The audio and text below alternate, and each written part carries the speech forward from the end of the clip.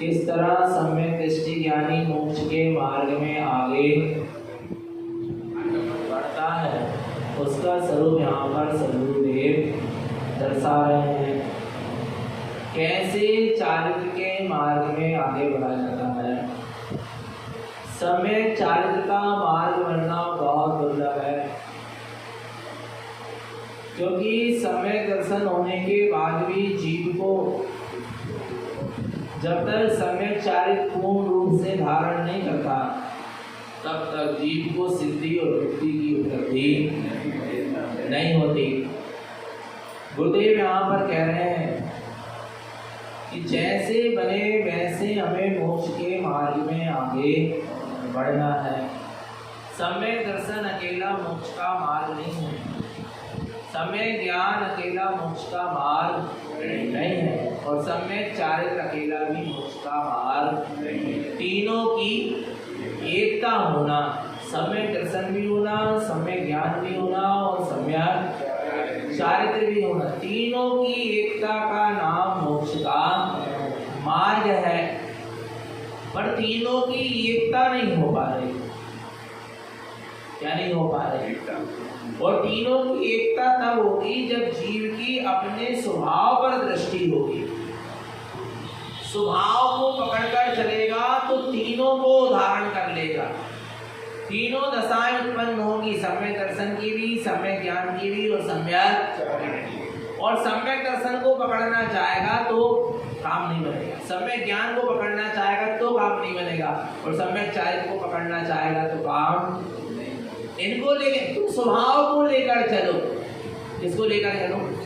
स्वभाव को, अपना जो मूल स्वरूप है उसको लेकर चलो, तो अपने आप ये दशाएं क्या हो जाएंगी, रत्नात्रय अपने आप प्रकट हो जाएंगे। हमारा जोर सम्यक दर्शन पे नहीं होना चाहिए, हमारा जोर सम्यक ज्ञान पे नहीं होना चाहिए, हमारा जोर सम्यक चारित्र पे नहीं होना चाहिए, हमारा पूरा जोर स्वभाव पर होना चाहिए। और जिसकी पूरी शक्ति स्वभाव पर लगी है, जिसका पूरा जोर स्वभाव पर है, उसको ये सम्यक दर्शन भी प्रकट हो जाएगा और सम्यक ज्ञान भी प्रकट हो जाएगा और सम्यक चारित्र भी प्रकट हो जाएगा। और जो ज्ञानी है, जो वास्तव में मोक्षार्थी है, वो स्वभाव को महत्व देकर चलता है।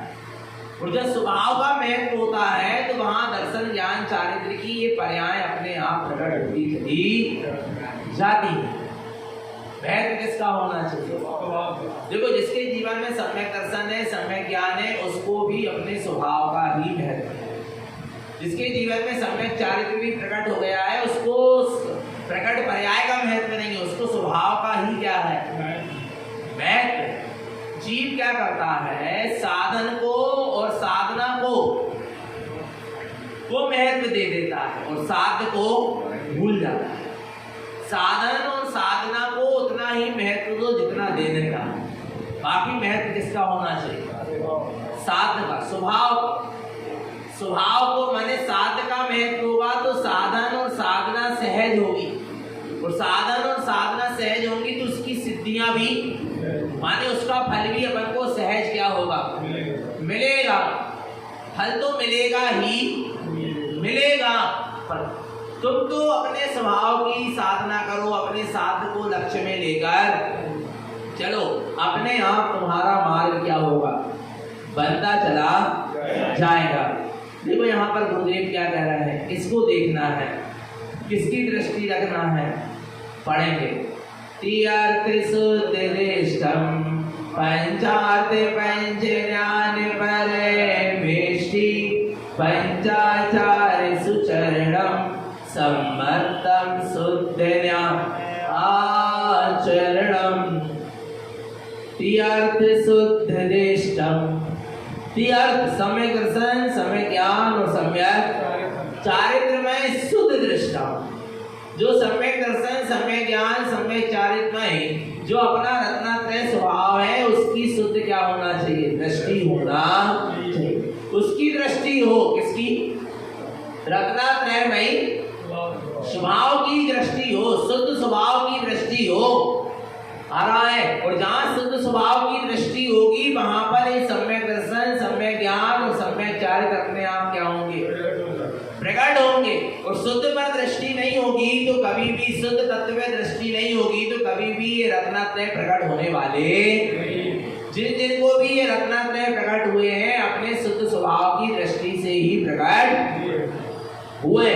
तीर्थ शुद्धदृष्टम, इसको देखो, यार सम्यक दर्शन, सम्यक ज्ञान और सम्यक चारित्रमय जो शुद्ध स्वभाव है उसको देखो।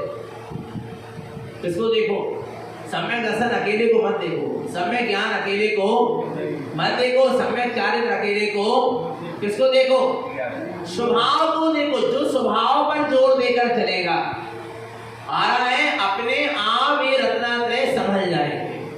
आपको पता है सम्यक दृष्टि किसको संभालता है, सम्यक दृष्टि की दृष्टि कहाँ होती है, सम्यक दृष्टि की दृष्टि सम्यक दृष्टि पे नहीं होती, सम्यक दृष्टि की दृष्टि सम्यक दर्शन पे नहीं होती, सम्यक दृष्टि की दृष्टि स्वभाव पर होती है तो सम्यक दर्शन संभला रहता है।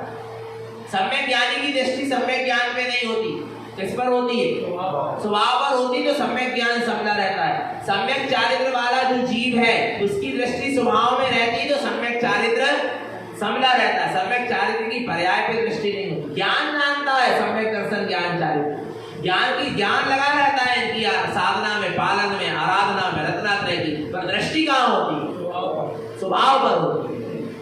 नहीं आ रहा समझ में, दृष्टि स्वभाव पर होती है और ज्ञान में इनका पालन और साधना। रत्नात्रय की साधना और रत्नात्रय का पालन काय में होता है, ज्ञान में होता है।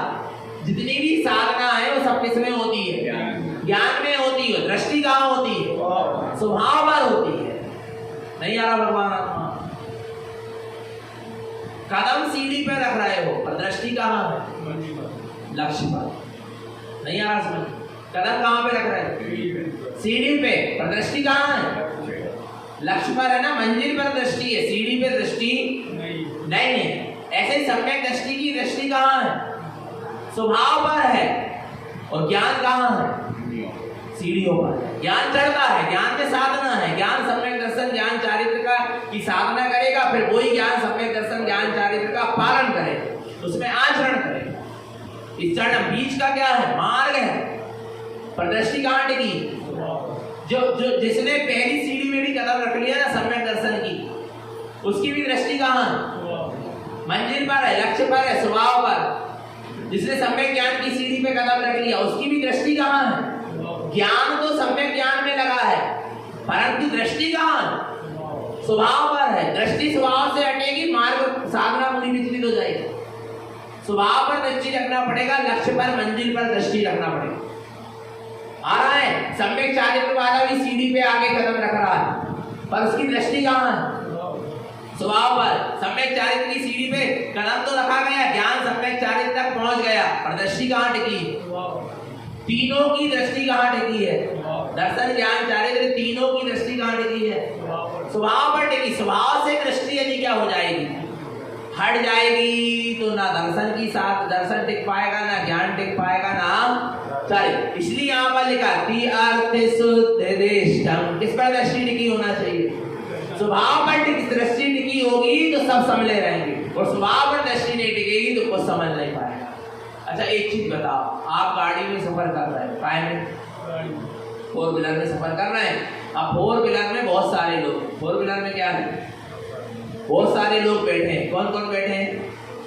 बहुत सारे लोग बैठे, बच्चे बैठे, स्त्री बैठे, पुरुष बैठे, सब बैठे, बहुत सारे लोग बैठे, ठीक है ना?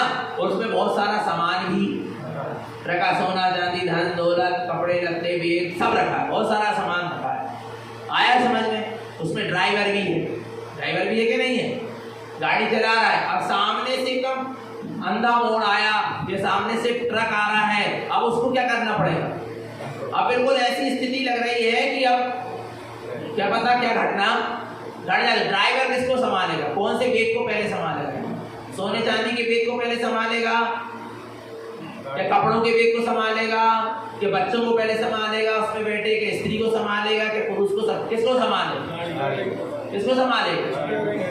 बोलो ना, किसको संभालेगा? वो सबसे पहले अपने आप को संभालेगा। वो समझ गया तो सब जितने हैं सब क्या हो जाएंगे? समझ जाएंगे।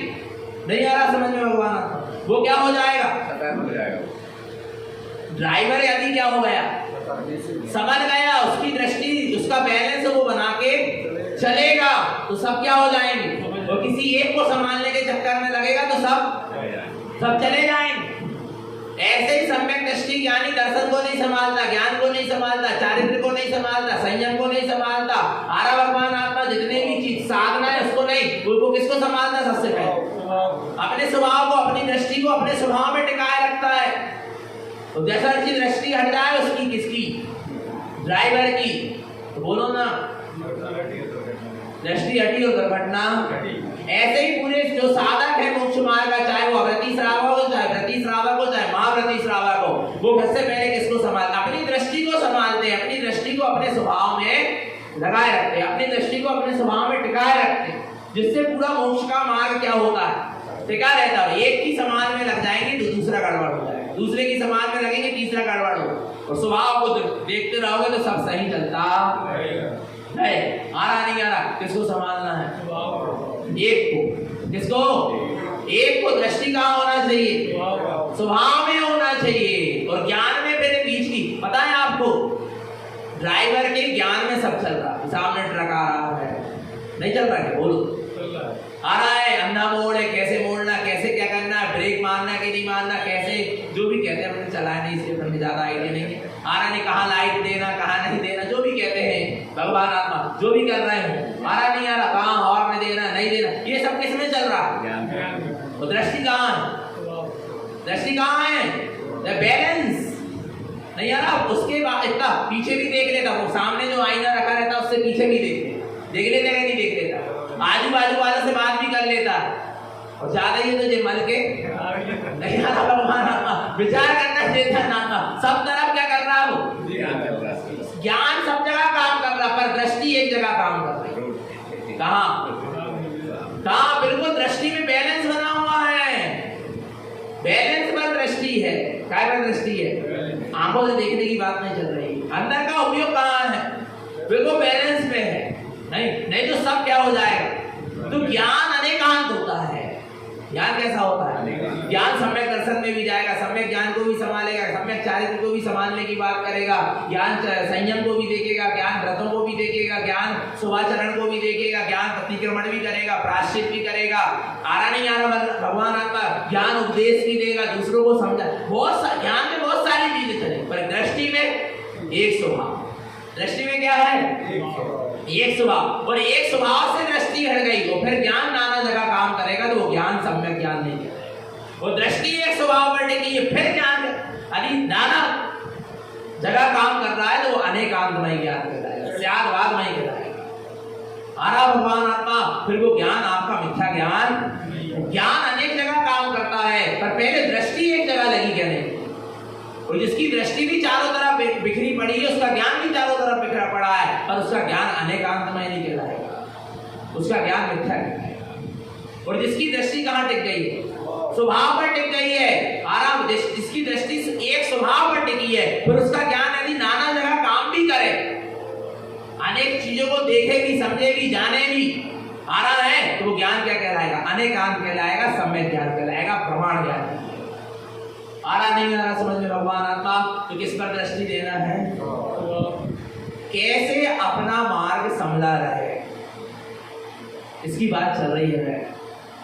तारण स्वामी जैसे गुरु नहीं मिले, फिर कह रहा हूं, लोगों को बहुत बुरा लगता है जैसी सुन के, नहीं मिलेंगे तारण स्वामी जैसे गुरु नहीं मिलेंगे, अबे नहीं मिलेंगे। मतलब मैंने नहीं सका, भगवान सही बता रहे, इसलिए कितनी संभाल की बात कर रहे हैं। माने भी उनके लिए जरूरत है किसी चीजों की, उनको तो समझ गए, पर उन्होंने क्यों उपदेश दिया कि जो आगे आने वाले मेरे जैसे जो साधक हैं, जो मेरे जैसे मोक्ष के मार्ग में चलने वाले मेरे शिष्यगण, वे भी इतने संभल कर चले। आरा कहीं भी उन्होंने अटकाया नहीं, जब उन्होंने स्वयं साधना से प्रकट होने वाले सम्यक दर्शन ज्ञान चारित्र पे नहीं अटकाया। किसको कह रहे हैं? देख लीजिए, स्वभाव पर दृष्टि टिकाए रखो, खिसक मत जाना। तुम अपनी पर्यायों में भी विचलित मत हो जाना, अपने पर्यायों में भी मूर्छित मत हो जाना। पर पर्याय की बात तो बहुत दूर, आत्मा की पर्याय में ही तुम्हारा उपयोग कहीं विचलित ना हो जाए, मूर्छित ना हो जाए। तुम्हें तो अपने शुद्ध स्वभाव को पकड़कर चलना नहीं आ रहा भगवान आत्मा। नहीं, आपको लहरें देखना है क्या? आपको समुद्र की गहराई में जाना है? बोलो, समुद्र में कितनी लहरें उठती क्या नहीं उठती? कहां से उठ रही है? समुद्र से उठती है। कहां समा जाती? समुद्र में समा जाती। आप लहर हो क्या समुद्र हो? पहले तो ये निर्णय, कौन? हम समुद्र हैं, हमारा स्वभाव समुद्र के समान है। और ये नाना प्रकार की जो पर्याय है, वो सब किसके समान है? लहरों के समान। ये सब उठेगी और उसी में क्या हो जाएंगे? समा जाएंगी। तो किस किस लहर को देखोगे? ऐसी अनेक लहरें हैं, पर वो उठ कहां से रही है? उस आभास समुद्र को देखो, उस आभास जल को देखो, असीम जल को देखो। तो वर्तमान में जो उसमें छोटी छोटी लहरें उठ रही हैं, उसको मत देखो। गुरु महाराज ऐसा कह रहे हैं। ऐसे तुम अपने अखंड स्वभाव को देखो, वो स्वभाव से भी यदि कुछ आत्मिक लहरें क्या हो रही हैं, आत्मिक पर्याय भी क्या हो रही हैं, प्रकट हो रही, तो उनकी तरफ दृष्टि मत आ रहा है। दी अर्थ शुद्ध दृष्टि। आपका मार्ग कैसे संभला रहेगा? लहरों में मूर्छित मत हो जाना, इन पर्यायों में मूर्छित मत हो जाना। तुम किसको देखते चलो? वो पता है, जो पर्याय को ही सब कुछ मान लेगा, जो सीढ़ी को ही मंजिल मान लेगा, वो मंजिल तक। ये क्या है? ये बीच की साधना क्या है? सीढ़ी है, इसको मंजिल मत मान लेना, नहीं तो क्या हो जाओगे? अटक जाओगे, आगे नहीं बढ़ पाओ, मंजिल तक नहीं बढ़ पाओ। साधना मंजिल नहीं है, साध मंजिल है, सुधार्म तत्व मंजिल है। और ये सम्यक दर्शन ज्ञान चाहे तो उसकी क्या है? साधना है। संयम, वीतरागता, सदुपयोग उसकी क्या है? साधना, गुण स्थानों का चढ़ना, श्रेणी का आरोहण करना, ये ज्ञान ध्यान तपस्या, ये क्या है? बीच की साधना, ये मंजिल नहीं है। पर व्यक्ति इनको करके ही क्या हो जा रहा है? संतुष्ट हो रहा है, क्योंकि उसको अपने लक्ष्य का पता नहीं है। और बिना लक्ष्य की दौड़, बिना लक्ष्य की साधना कोई काम की नहीं। आरा भगवान आत्मा तो किस पर दृष्टि करके चलना है? अपने शुद्ध स्वभाव पर दृष्टि करके चलना। तो आगे बढ़ना है क्या नहीं बढ़ना? बढ़ना है तो स्वभाव पर दृष्टि रखोगे तो ज्ञान भी आगे बढ़ेगा, चारित्र भी आगे, सब अपने आप आगे बढ़ता चला। और स्वभाव पर दृष्टि नहीं रखोगे तो कुछ आगे बढ़ने वाला नहीं। क्या कहते हैं? तीर्थ शुद्ध दृष्टम, किस पर दृष्टि करो?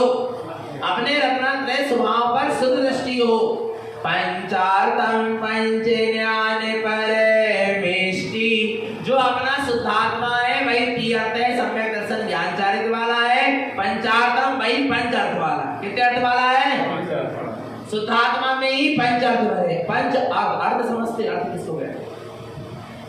अर्थ माने क्या है? नहीं पता। अर्थ माने प्रयोजन भूत चीज। अर्थ माने क्या? प्रयोजन भूत। प्रयोजन भूत क्या है? नहीं आ रहा है? आप व्यापार करते कि नहीं करते? बोलो, करते हैं ना व्यापार?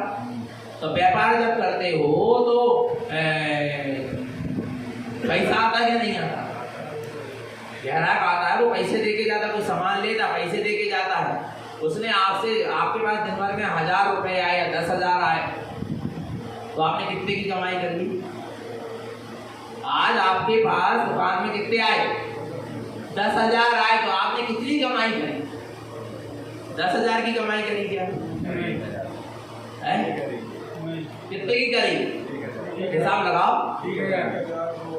नहीं यार, मुनाफा कितना हुआ? दृष्टि किस पर है? 10,000 पर है कि मुनाफा पर? जी बताओ। ऐसे यहाँ बैठकर 1 घंटा तत्व की चर्चा सुने। क्या सुने?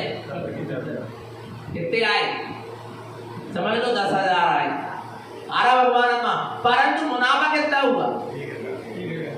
मुनाफा उतना हुआ जितनी देर के लिए दृष्टि स्वभाव में गई, उपयोग स्वभाव के सन्मुख हुआ। जितनी आत्मा की महिमा आई, जितना उपयोग आत्मा के सन्मुख हुआ, जितनी आत्मा के प्रति भावना जागी, रुचि जागी, तड़प जागी, उतना क्या हुआ? बाकी नहीं आ रहा भगवान आत्मा। बस इतने आ रहा। मुनाफा देखो सबसे पहले। क्या देखो? बढ़िया हो ना, उतने तो देख रहे, इतने भी देखो। आ रहा भगवान आत्मा। मुनाफा कितना हो रहा?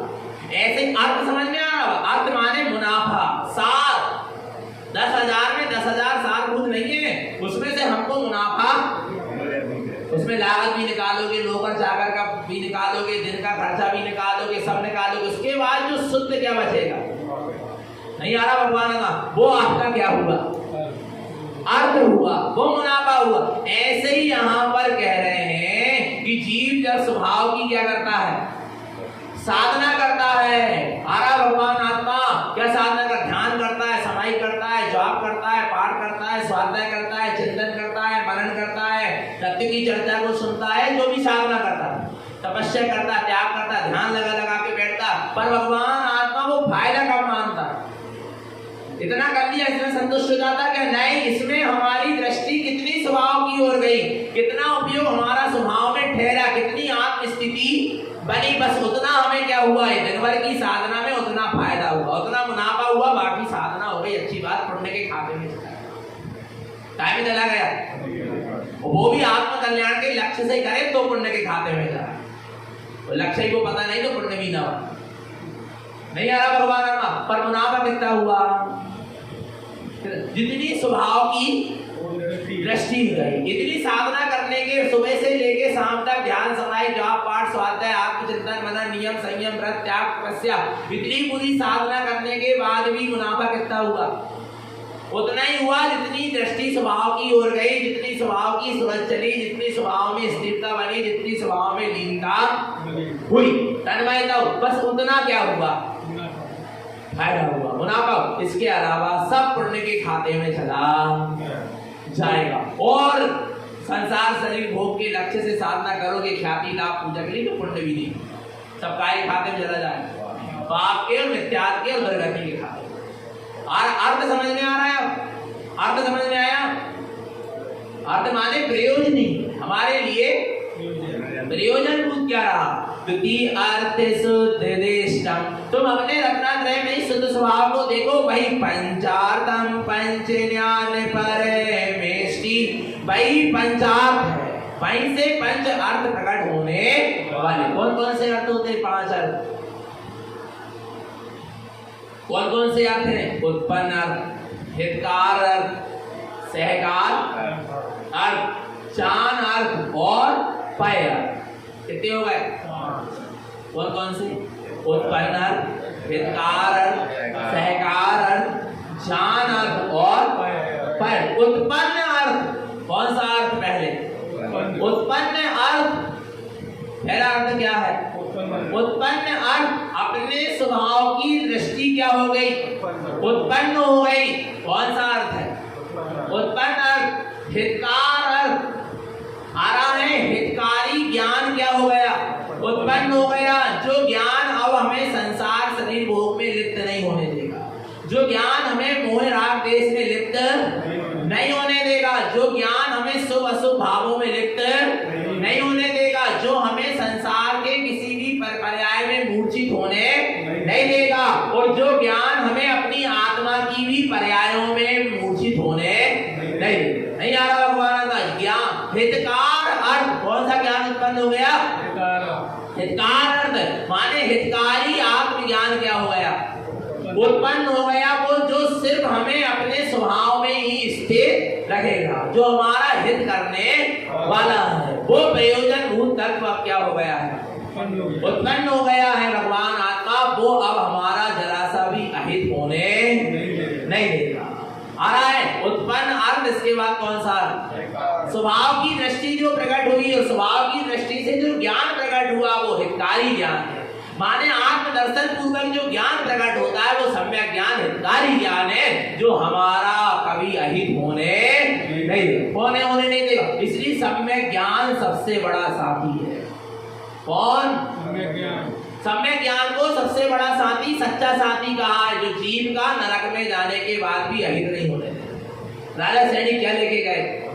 सम्यक ज्ञान को लेके गए, भेद ज्ञान की कला लेकर गए नरक में भी, क्योंकि सम्यक दर्शन के साथ सम्यक ज्ञान नियम से होता है, और वो सम्यक ज्ञान वहां सम्यक दर्शन को भी सुरक्षित रखे हैं राजा सैनिक के, और वो सम्यक ज्ञान सम्यक दर्शन की भी रक्षा कर रहा है, और वो जीव को कर्मों के बंधन में भी बंधने नहीं देगा।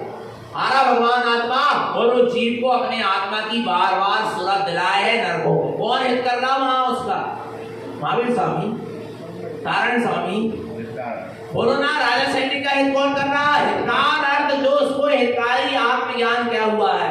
प्रकट हुआ है। इतने बड़े कर्म के उदय, पाप कर्म के उदय में भी उसको पुनः पाप कर्म नहीं बन रहा। क्यों नहीं बन रहा? तो ये हितकार अर्थ को लेकर गया नहीं आ रहा भगवान आत्मा। ऐसे ही सम्यक दृष्टि ज्ञानी स्वर्ग चला गया, हितकार अर्थ को लेकर गया, वहां की पुण्य की विभूति में वो फंस मूर्छित नहीं है, उसको हे जान रहा, वहां उस इतने पुण्य के बीच में भी, स्वर्ग में भी वो अपने आत्मा की सूरत को बनाए हुए है। आ रहा है पुण्य पुण्य में उलझने दे, ना जो पाप में उलझने दे, उसका नाम हितकार है। जिसने अपने स्वभाव को ही हितकारी माना है, ना पुण्य को हितकारी माना है और ना पाप को हितकारी माना है, और ना आत्मा की नाना प्रकार की पर्यायों को हितकारी, सिर्फ आत्मा को जिसने क्या माना है, जिसने मात्र अपने त्रिकाली स्वभाव को हितकारी माना है, मंगलय मंगल स्वभाव को हितकारी माना है, वो क्या है? कौन सा अर्थ है? हितकार अर्थ है। पता है हितकार अर्थ वाले को सिद्धि और मुक्ति की भी चाह है नहीं आ रहा समझ में? एक चीज बताओ, माँ बाप का सच्चा हित कौन बच्चा सच्चा माँ बाप का हित चाह रहा है? बताओ कौन बच्चा माँ बाप का सच्चा हित चाह रहा है? बताओ।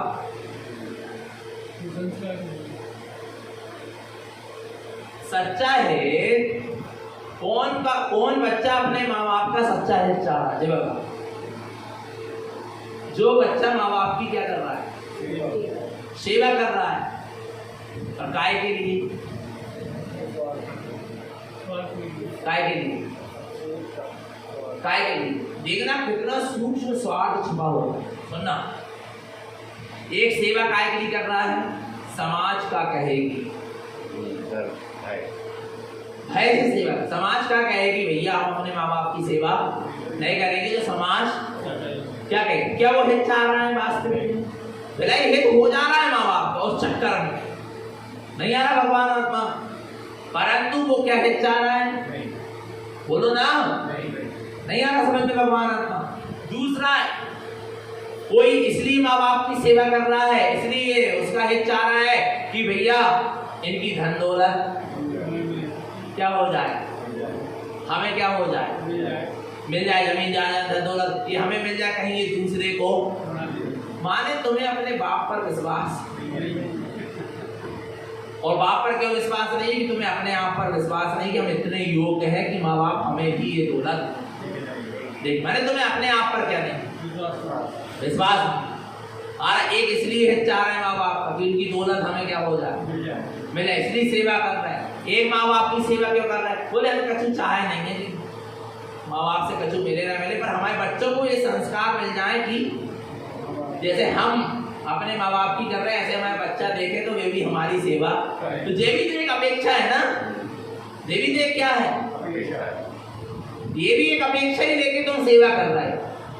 क्या लेके सेवा कर रहे हो? तुम निरपेक्ष भाव से कहाँ सेवा कि नहीं हमारा कर्तव्य सेवा करना आ रहा है, हमको समाज का ना भय के कारण सेवा कर रहा है, ना धन दौलत के नाने सेवा कर रहा है, ना हमारे आगे आने वाली पीढ़ी हमारी सेवा करे इसलिए हम अपने माँ बाप की सेवा करें। एक कोई अपेक्षा नहीं, वो तो हमारा एक क्या है कर्तव्य है, कुछ मिले और ना मिले, हमारा कुछ हो ना हो, हमारे पुण्य पाप से हमारा होगा, वो तो हमें तो माँ बाप की क्या करना है सेवा करना, पुण्य के मन के लिए करना। हमारा ना लाल भाई गारव, कोई अपेक्षा से हम माँ बाप की सेवा नहीं कर रहे, हम माँ बाप की सेवा से क्यों कर रहे हैं कि वो हमारा क्या है। ऐसे ही हितकार अर्थ कहता है कि हम अपने स्वभाव की क्या कर रहे हैं, साधना कर रहे हैं। तो क्यों कर रहे हैं, क्यों कर रहे हैं? क्योंकि वो हमारा क्या है कर्तव्य है। अब हमें मोक्ष मिल जाए, सिद्धि मुक्ति मिल जाए, इसकी अपेक्षा वो तो मिलना हो, मिलेगी ही, तू चाहे तो और ना चाहे तो हमें अपने स्वभाव की साधना करना ये हमारा क्या है कर्तव्य है। अब कर्म की निर्जरा हो जाए तो और ना होए वो तो होएगी, पर तू अपेक्षा मत रखना कर्मों की निर्जरा की। और दुर्गतियों का बनना हो जाए। सुबह एक भैया यही बैठे सामने कहने लगे, भैया जी आपको डर लगता क्या नहीं लगता? दादाजी कहते थोड़ा थोड़ा तो लगता है इनको भी डर, हमें डर, और हमें बहुत डर लगता है भगवान आत्मा। पर सुनना, ध्यान से समझना। बोले कि जो कहने लगे आदि भैया कि डर इसलिए लगता है कि नरक निगोष से डर लगता। मैं कहना यही बात हुई कि नरक निगोष से नहीं डरता, सम्यक दृष्टि, क्योंकि नरक निगोष की जो पर्याय वो आएगी वो मेरी नहीं हो, जो मेरी है वो नरक निगोष की दशा मेरी नहीं हो सकती। मैं तो शुद्ध असंख्यात प्रदेशी चेतन तत्व भगवान नरक निगोष के डर से भी वो आत्मा की साधना नहीं करता कि आत्मा की साधना कर लेंगे तो नरक निगोष नहीं जाना पड़ेगा। ये भाई जैसे समाज के भय से वो माँ बाप की सेवा कर रहा है, ऐसी दशा नहीं है यहाँ कि नरक निगोष के डर से हम आत्मा की साधना करें। अरे आत्मा की साधना करना हमारा क्या है कर्तव्य, परम कर्तव्य, परम आवश्यक कार्य है, इसलिए कर रहे हैं। हम नरक निगोष में जाएं और बिल्कुल उसकी अपेक्षा नहीं, कर्म क्षय हो जाए और ना हो उसकी अपेक्षा नहीं, और सिद्धि मुक्ति मिल जाए इसकी भी हमें कोई अपेक्षा नहीं। हमें आत्मा की साधना करना ये हमारा क्या है कर्तव्य। बात खत्म। क्या इतने निरपेक्ष होकर आत्मा की साधना कर रहे हो? क्या इतने निरपेक्ष होकर आत्मा की साधना के मार्ग में निकले हो? बोलो। जब तो तुम साधक कहलाओगे, जब तो जिनको कर्म के निर्जरा और मुक्ति की भी अपेक्षा नहीं है, उनको फिर ख्याति लाभ पूजा की अपेक्षा होगी कि मैं इतने नियम संयम पाल रहा है, वो कर रहा हूँ, तपस्या कर रहा हूँ, तो मुझे लोग क्या करें, पूछे माने नाम करें। विचार करना भगवान आत्मा नहीं आ रहा समझ में, कितना निरपेक्ष जीवन होता है एक साधक का। हितकार अर्थ कहता है, कौन सा अर्थ? हितकार अर्थ कहता है कि आत्मा का हित कर, काय के लिए? वो मेरा क्या है? कर्तव्य। बस इसलिए आगे क्या होगा और क्या नहीं होगा इससे मुझे कोई मतलब नहीं है। जो सारे विकल्पों से शून्य होकर आत्मा में समा जाता है वो वास्तव में सिद्धि को क्या करता है? पाता है। और सिद्धि का विकल्प लेके, कर्मों के 6 के विकल्प को लेकर जो आत्मा की साधना करना चाहेगा वो कभी आत्मा में समा नहीं पाएगा, ना कर्म की निर्जरा हो पाएगी, ना सिद्धि हो पाएगी। जो कर्म की निर्जरा के भी विकल्प को छोड़कर और सिद्धि और मुक्ति के भी विकल्प को छोड़कर आत्मा में सारे विकल्पों को छोड़कर विकल्पों से शून्य होकर आत्मा में समा जाता है वो सहज ही सिद्धि को पा जाता है। सारा भगवान आत्मा, इसका नाम क्या है? हितकार अर्थ। जो आत्मा का हित होने तुम आत्मा की साधना करोगे तो आत्मा का हित तो वैसे ही हमारा हित हो जाए ये भी भावना नहीं है, उसका नाम क्या है? हितकार। अरे वो तो साधना करेंगे आत्मा की स्वभाव की तो अपने आप हित तो होना ही होना, इसमें विकल्प की कोई बात नहीं है। आ रहा है तो उत्पन्न अर्थ हितकार और सहकार। तुम अपने प्रयोजन भूत स्वभाव का क्या करो? सहकार करो। सहकार करने योग्य है तो किसका सहकार करो? अपने निज आत्म स्वभाव का ही हमें क्या करना है? सहकार करना है। इसके अलावा और किसी का पर का हमें सहकार, किसका सहकार करो? कौन सी स्थिति में? अविरत सम्यक दृष्टि भी आत्मा का सहकार करने में लगा है, व्रति भी आत्मा के सहकार में लगा, महाव्रति साधु भी आत्मा के ही सहकार में। अब कौन कितना कर पा रहा है वो उसकी साधना पर डिपेंड करता है। और सब लोग सहकार किसका करना चाह रहे हैं? आत्मा का। अच्छा, यहाँ से हम उपदेश दे रहे हैं, आत्मा की बात बता रहे हैं, तो हम भी किसके सहकार की बात कर रहे हैं? आत्मा की। और आप लोग भी सुन रहे हैं तो काय के लिए सुन रहे हो? कि आत्मा का क्या हो जाए? सहकार हो जाए। तो जहाँ उत्पन्न अर्थ प्रकट होता है, जहाँ पर सम्यक स्वभाव की दृष्टि उत्पन्न होती है और जहाँ पर हितकार अर्थ प्रकट होता है अर्थात आत्मिक ज्ञान प्रकट होता है, सम्यक ज्ञान प्रकट होता है, वहाँ सहकार अर्थ भी क्या होता है? प्रकट होता है। फिर वो हितकार अर्थ पर का सहकार करने नहीं देते। वो सम्यक ज्ञान फिर जीव को स्वभाव का ही सहकार कराता है, पर का सहकार नहीं कराता। और जहाँ सहकार स्वभाव का होता है वहाँ सम्यक चारित्र क्या होता है? प्रकट होता है। क्या प्रकट हो जाता है? सम्यक चारित्र प्रकट होता है जहाँ सहकार अर्थ होता है। हरा भगवान आत्मा स्वभाव का ही सहकार होता जा रहा है, स्वभाव का ही होता जा रहा है। जिसको हित रूप माना था उसी का सहकार हो रहा है, उसी में समाता चला जा रहा है, उसी में स्थित होता चला जा रहा है। ये उत्पन्न अर्थ, हितकार अर्थ, सहकार। इसके बाद कौन सा अर्थ है? जान अर्थ। कौन सा अर्थ? जान अर्थ कहते हैं भगवान आत्मा जहाँ उत्पन्न अर्थ, हितकार अर्थ और सहकार अर्थ के द्वारा स्वभाव का सहकार करते करते करते करते उपयोग स्वभाव में क्या हो गया? ठहर गया। इसके जान अर्थ अब क्या बचा? मात्र ज्ञान ज्ञान ज्ञान ज्ञान ज्ञान ज्ञान ही बचा। ज्ञान के लिए ज्ञान ही प्रयोजनभूत रह गया। अब ज्ञान के लिए ना सम्यक दर्शन, ना सम्यक ज्ञान, ना सम्यक चारित्र पर्याय महत्वपूर्ण नहीं रह गए। ज्ञान के लिए अब आत्मा के अनंत गुण नहीं, अखंड सत्ता महत्वपूर्ण रह गई। जान अर्थ, किसको जान? जान अर्थ मान ज्ञान के लिए ज्ञान ज्ञान ज्ञान, साधक के लिए मात्र जहाँ ज्ञान ही ज्ञान क्या रह गया? प्रयोजनभूत रह गया। इसके अलावा और कुछ प्रयोजनभूत नहीं रह गया। ज्ञान के लिए ज्ञान ही सब कुछ रह गया। ज्ञान ने ज्ञान को ही सब कुछ मानकर बैठ गया। अब उसको किसी पर्याय की चाहे नहीं है। जान अर्थ पय अर्थ। कौन सा अर्थ? कौन सा अर्थ? पय अर्थ। पय अर्थ कहते हैं परम अर्थ को। कौन से अर्थ को? जान अर्थ के द्वारा पय अर्थ होता है। पय अर्थ माने जहाँ पर पूर्ण दशा को जीव उपलब्ध कर लेता है। वो कौन सी दशा है? पय अर्थ, जहाँ उपयोग और स्वभाव एक में हो गए। अब किसी में कोई भेद, समग्र शक्ति सिमट कर अपने स्वभाव में आ गई और एक अखंड शक्ति प्रकट हो गई। कौन सी शक्ति प्रकट हो गई? उसका नाम क्या है? पय अर्थ। क्योंकि पय कहते उपयोग, 4 दर्शन उपयोग और 8 ज्ञान उपयोग। एक सारे उपयोग की शक्ति अपने में क्या हो गई? उपयोग को आ रहा है, अपनी शक्ति का बोध हुआ, ये उत्पन्न अर्थ है। आ रहा है जीव की शक्ति आत्मा की शक्ति आत्मा में ही काम करने लगी। ये कौन सा अर्थ है? हितकार अर्थ है। आत्मा की शक्ति आत्मा में ही क्या होने लगी? समाने लगी, लीन होने लगी। उसका नाम क्या है? सहकार अर्थ है। और आत्मा की शक्ति आत्मा में ही लग ही गई, स्थित हो गई। ज्ञान अर्थ है और आत्मा की शक्ति पूरी की पूरी क्या हो गई? सिमट गई, अखंड रूप में हो गई। कैसी हो गई? अखंड रूप में हो गई। उसका नाम कौन सा अर्थ है? पय अर्थ है। तब ये पय अर्थ की शुरुआत है और वहां पर जाकर 114 नंबर की 115 नंबर की भूलना में उसकी पूर्णता होगी। जब समग्र शक्ति क्या हो जाएगी? सिमट जाएगी आत्मा की। ऐसे ही नहीं हो गई तो कहने में आ गए 15 मिनट में पूरे अर्थ बता रहे। पर भगवान आत्मा इसकी साधना में 115 नंबर की पूर्णता में जाकर इसकी पूर्णता होगी। क्या पूर्णता होगी? हम अपने ओवन पे माडुगी रली, ओवन समय रली मुक्ति चली।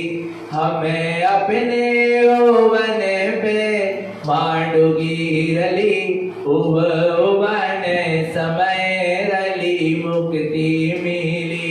हमें अपने ओवन पे माडुगी रली। इसका मतलब क्या है? हम अपने ओवन पे माडुगी रली आ रहा है। माने हम माने कौन? ये शक्ति, दर्शन उपयोग और ज्ञान उपयोग की समग्र शक्ति उत्पन्न अर्थ, हितकार अर्थ, ज्ञान अर्थ और जान अर्थ के साथ क्या हो गई? हमें अपने ओवन पे माडुगी रली, अर्थात अपने आप में क्या हो गई? मड़ गई। मरना समझते हो? सिमट गई। अपने आप में क्या हो गई? सिमट गई। अखंड रूप में, पिंड रूप में बन गई। अब इसका कोई भी कर्म का होता इसका घात कर सकता नहीं। कोई भी कर्म का होता है और कोई भी कर्म परमाणु इसको अब छू भी नहीं सकता। अब जीव अखंड रूप से आ रहा है, एक पिंड रूप में हो गया, एक अखंड रूप में हो गया। इसकी शक्ति पूरी समग्र क्या हो गई है? सिमट गई, मर गई। जैसे आटा क्या है? बिखरा पड़ा। क्या पड़ा है?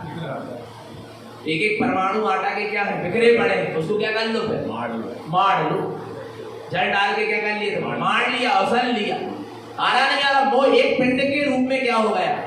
बन गया। ऐसे ही भगवान आत्मा यहाँ पर जो आत्मा के दर्शन ज्ञान की शक्ति नाना प्रकार से पर और पर्याय में क्या पड़ी थी? बिखरी पड़ी थी। और उस साधक ने, आत्मज्ञानी साधक ने उस शक्ति को क्या कर लिया? बोलो। उत्पन्न अर्थ, हितकार अर्थ, सहकार अर्थ और जान अर्थ के द्वारा क्या कर लिया? समेट लिया। अर्थात वो पिंड रूप में अपने आप में स्थिर हो गया। इसको कहते हैं ज्ञान पिंड। कौन सा पिंड? ज्ञान पिंड। ज्ञान पिंड। ज्ञान ही ज्ञान बचा। अब ज्ञान की शक्ति किंचित भी बाहर जा सकती नहीं। ये पय अर्थ की उपलब्धि हो गई। तब गुरु महाराज कहते हैं हमें अपने ओवन पे माडुगी रली, ओवन समय रली मुक्ति मिली। क्या मिल गई? क्या मिल गई? मुक्ति मिल गई। कहाँ मिल गई? अपने ओवन पर ही मिल गई। जब हमारी समग्र शक्ति अपने में सिमट गई, हमारा अखंड पिंड रूप में, चैतन्य पिंड रूप में मैं एकाग्र हो गया, तब मुझे मुक्ति क्या हो गई? कहाँ जाना पड़ेगा ये सब साधना करने? किसके माध्यम से होगी? किसको देखने से होगी? कहाँ जाओगे? क्या करना है? बोलो ना। बाहर की भटकन क्या करो? बंद करो। कहीं कुछ नहीं मिलना। कितना ही पुरुषार्थ कर लो, कितना ही माथा पटक लो। आ रहा भगवान आत्मा? नहीं आ रहा समझ में बाबा? इसलिए पुरुषार्थ कहाँ करो? इतना समय नहीं है पंचम काल के जीवों के पास कि बाहर भटके। इसलिए जल्दी जल्दी कहाँ आ जाओ? सुबह में आ जाओ। तीर्थ शुद्धेष्टम पंचार्थम पंच ज्ञान। जहाँ पंच अर्थ की क्या होगी? सिद्धि होगी, वहां 5 ज्ञान भी क्या होंगे? उत्पन्न होंगे। ये 5 ज्ञान को भी प्रकट करने कहीं जाना। मति ज्ञान, श्रुत ज्ञान, अवधि ज्ञान, मनय पर्याय ज्ञान और केवल्य ज्ञान। ये सब कहाँ मिलेंगे? कहाँ मिलेंगे? अपने स्वभाव में ही मिलेंगे, कहीं बाहर जाने की जरूरत नहीं। जिन जिन को भी मति श्रुत अवधि मन परे केवल ज्ञान प्रकट हुआ है, सबने अपने स्वभाव का ही आश्रय लिया। आगे परमेष्टि, परमेष्टि परम इष्ट परमेष्टि आरा भगवान आत्मा, ये परमेष्टि पदवी कहाँ से प्रकट होगा? अरहंत को अरहंत बनने के लिए कहाँ जाना पड़ा? सिद्ध को सिद्ध बनने के लिए कहाँ जाना पड़ा? आचार उपाध्याय साधु को आचार उपाध्याय साधु बनने के लिए कहाँ जाना पड़ा? किसका आश्रय लेना पड़ा? अपने स्वभाव का आश्रय लेना पड़ा, क्योंकि आत्मा में ही ये पंच परमेष्टि पद स्थित है, कहीं बाहर नहीं है। आत्मा की ही ये 5 पर्याय है, अरहंत सिद्ध आचार उपाध्याय और सत। ये किसकी पर्याय है? आत्मा की पर्याय है, आत्मा की साधना से प्रकट होने वाली दशा है। तो तुम ही पंच परमेष्टि स्वरूप हो, तुम्हें कहीं जाने की जरूरत नहीं। अरहंत आदि देव पद निज आत्मा में शोभिते, अज्ञान में जो जीवे हैं वे अदेवों में खोजते। कहाँ है? अरहंत आदि देव पद निज आत्मा में शोभिते। कहाँ शोभते हैं? कहाँ मिलेंगे? बोलो ना, कहाँ मिलेंगे? आत्मा में मिलेंगे, बाहर मिलने वाले नहीं है। कहाँ खोजना है? बोलो। तुम अपने आप को जान लो, तुम अपने आप में समा जाओ, तुम अपने आप में लीन हो जाओ। ये अरहंत सिद्ध आचार उपाध्याय साधु, ये पंच परमेष्टि पद अपने आप क्या हो जाएंगे? प्रकट हो जाएंगे। कुछ करने की आवश्यकता नहीं है। आगे देखो, तीर्थ शुद्ध रेशम पंचार्थम पंच ज्ञान परमेष्टि, पंचाचार सुचरणम संबद्धं शुद्ध ज्ञान आचरणम। पंचाचार भी का प्रकट कहाँ से होंगे? 5 ही 5 की बात चल रही है। पंच अर्थ की, पंच ज्ञान की, पंच परमेष्टि की और पंचाचार सुचरणम। इसमें आचरण करना है। पंचाचार में दर्शनाचार, ज्ञानाचार, तपाचार, वीर्याचार और चारित्राचार। दर्शनाचार स्वभाव के दर्शन में आचरण करो, ज्ञानाचार स्वभाव के ज्ञान में आचरण करो। दर्शनाचार, ज्ञानाचार, तपाचार, तप का मतलब क्या है? बाहर में तपस्या करो, करो, अच्छी बात है, पर तपाचार का मतलब है अपने ज्ञान के प्रकाश में तपो, ध्यान की अग्नि में तपो। और नहीं तो पहाड़ में जाकर बैठ भी गए और सूर्य के नीचे जाकर बैठ भी गए और अंदर में ज्ञान और ध्यान की अग्नि नहीं जली तो कुछ तप नहीं होना, एक कर्म की निर्जरा, शरीर सूख जाएगा, पसीना निकल जाएगा। पर कर्म निकलने वाले, कर्म को निकालने के लिए पहले क्या करना पड़ेगा?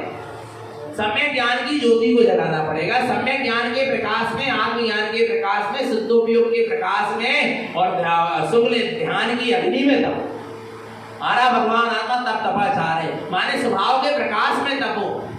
किसके में तपो? स्वभाव के प्रकाश में तपो। ये तपाचार है। दर्शनाचार, तपाचार, दर्शनाचार, ज्ञानाचार, तपाचार, वीर्याचार। अपने शक्ति पुंज आत्मा में आचरण करो, अपने आत्मा के पुरुषार्थ को जगाओ, अपनी शक्तियों को जगाओ। थोड़ा सा विषय समझना, अपनी शक्ति को क्या करो? जगाओ। बहुत दिन पहले की बात है, एक मोहन 11 व्रत आता है। क्या आता है? जो सुपोषण स्वामी के जीव ने किया था मोहन 11, उसमें 48 घंटे तक पाप आरंभ का त्याग करके बिना लिखे इशारा करे कैसा रहना पड़ता है? मोहन माने मोहन, इशारा को नहीं, पाप आरंभ का त्याग करके चैत्यालय में रहना पड़ता है। वो मोहन 11 से व्रत होता है। आ रहा है, उस समय बहुत दिन पहले की बात है, जब हम कॉलेज पढ़ते होंगे। जब एक चिंतन आया, हम भी रहते हो व्रत को, एक चिंतन आया कि मिथ्या दृष्टि इतनी तब कर ले रहा है, भूखे रह जा रहा है, एक टाइम भोजन कर ले रहा है, पैदल चल ले रहा है, गर्मी ठंडी सहन कर ले रहा है, बिना वस्त्र के घूम रहा है, पर मिथ्या है उनके पास। क्या है? कैसे कर ले रहे? समझ में नहीं आ रहा। उस समय छोटे थे और अभी भी छोटे ही हैं। आरा नहीं करना भगवान आत्मा, पर बता रहे उस समय और बुद्धि छोटी थी तो कुछ समझ में नहीं आता था। पर एक प्रश्न जागा कि जितनी, क्योंकि वो ठंड में आता है, जो मौन 11 व्रत होता है वो पूस के महीने में आता है।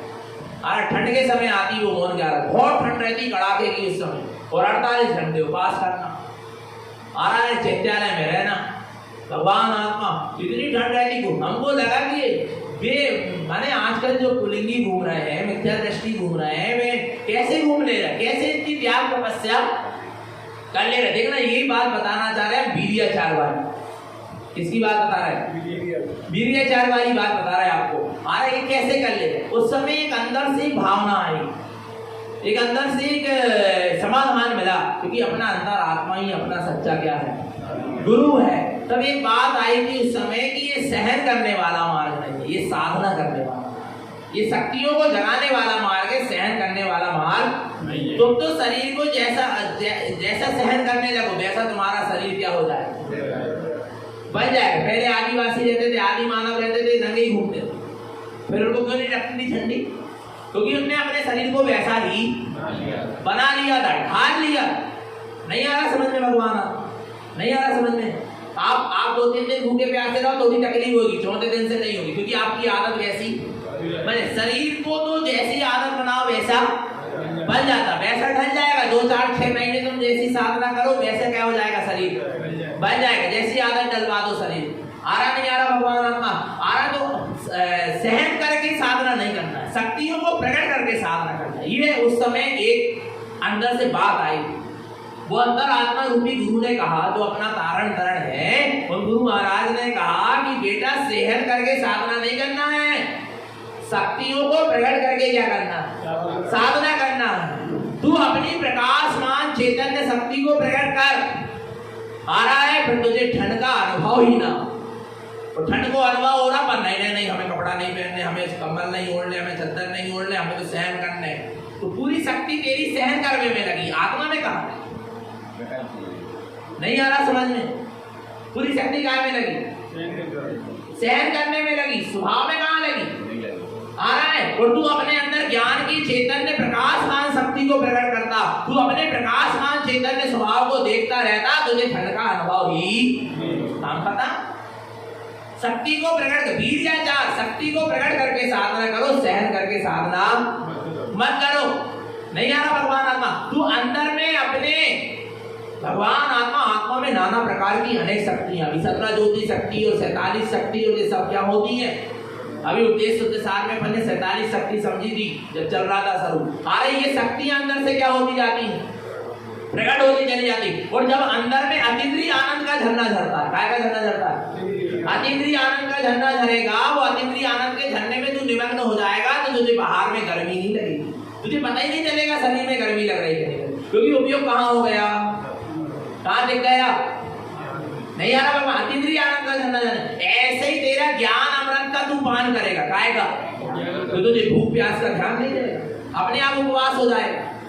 पर सहन करके, यदि भूख भी लगी तो क्या कर रहा है, आ रहा नहीं, सहन करके साधना नहीं, सहन करके तो मैंने कई बार साधना करी, मुनि व्रत धार आनंद बात, आ रहा नहीं आ रहा, सहन करके साधना कर ली, पर शक्तियों को प्रकट करके साधना नहीं करी। अब हमारे इस बार जो साधना करना है वो आत्मा की शक्तियों को प्रकट करके करना, सहन करके साधना नहीं करना। आ रहा नहीं आ रहा कुछ समझ में भगवान आत्मा। तो क्या कह रहे हैं, दर्शनाचार, ज्ञानाचार, तपाचार और वीर्याचार, माने अपनी शक्तियों को क्या करो, प्रकट करो, अपनी आत्मशक्ति, आत्मा में अनंत शक्ति, उन शक्तियों को प्रकट करो, फिर आचरण करो।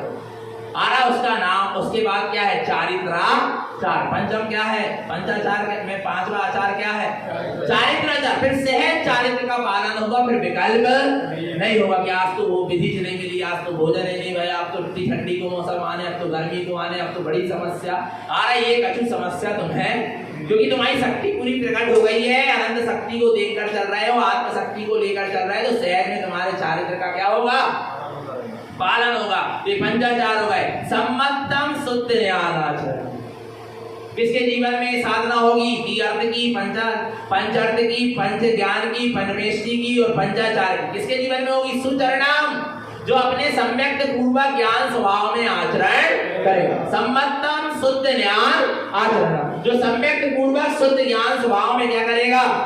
आचरण करेगा। तो स्वभाव में आचरण करेगा, उसको ही ये सारी दशाएं क्या होंगी? प्रकट होंगी। और जो स्वभाव को भूल कर लगा है साधना में, उसको कुछ भी प्रकट होने वाला नहीं। तो अपने शुद्ध सम्यक स्वरूप में आचरण करें, निरंतर निशुद्धात्म तत्व की सूरत बनी रहे, निशुद्धात्म देव की सूरत बनी रहे और अपना सबका जीवन सम्यक और संयम में बना रहे। बोलिए आचार्य प्रवर श्रीमद तारण देव की